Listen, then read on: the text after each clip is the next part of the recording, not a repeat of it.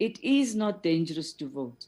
Elections happen in a very controlled environment with access control and simple ways to impose social distancing, wearing masks, sanitizing, and marking fingers with disposable earbuds, etc.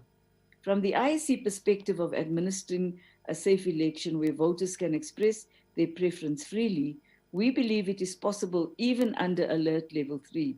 The main challenges are found in gatherings during campaigning. To avoid congestion at voting stations, the IEC could extend the 2-day special vote to 3 days, including the Sunday before elections. All people over 40 and all who have work on election day could be included as special voters. If the extra day is unaffordable, we should consider moving election day to Tuesday, the 26th of October. The reality is that, former Chief Justice, if you say we're proceeding, we're not going to comply with the lockdown regulations because we're not going to sit back and allow to be killed.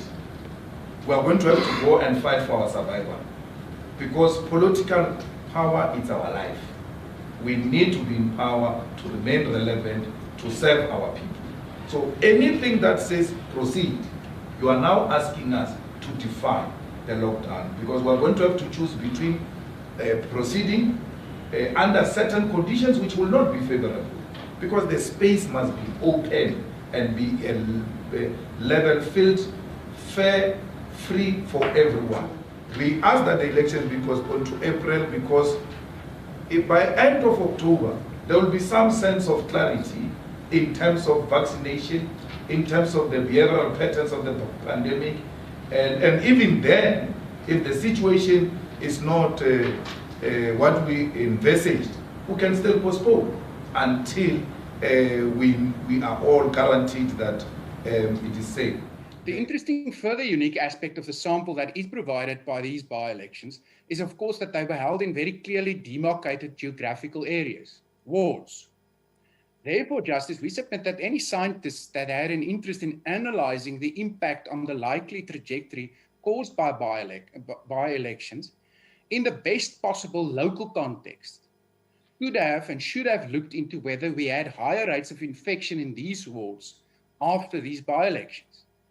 Now, from where we are looking at it, we want to submit that if we had the so-called bushfires, which is the term government used at the beginning of the pandemic to describe smaller localized spikes in infection in these wards, then we would surely have been alerted to this by health officials.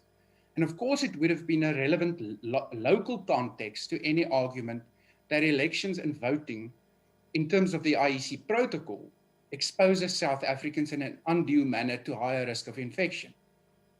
So we submit that while we hold no specific scientific expertise, this is the type of local context that should be factored into the equation, in our view, before final reliance can be placed on those who say this election cannot be held safely.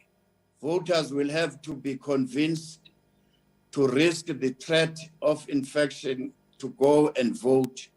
We must consider the possible impact on the result and democracy if the turnout is low, and what would mean for free and fair elections. Conundrum, however, is this: if voter turnout is good, election day might turn out to be the mother of super spreader events, especially in the metros. For the UDM, this is the single most worrying factor. President Ramaphosa has said recently, I quote, "The disease moves when we move." And holding elections during this pandemic is exactly an opportunity for COVID to spread like wildfire. There's this lie that's being peddled where everybody thinks it is only the role of the IEC to make sure that elections go smoothly. It is all of our role. Elections, the IEC is not responsible only to make sure that people stay their social distance. The IEC is not solely responsible to make sure that people don't get sick.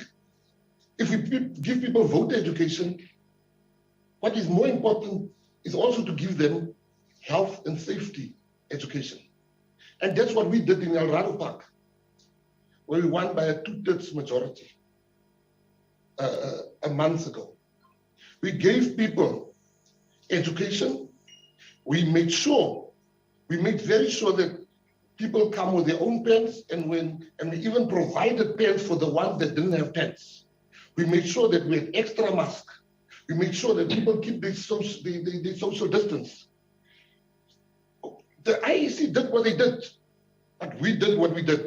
And I can tell you, Judge, there was not a notable spike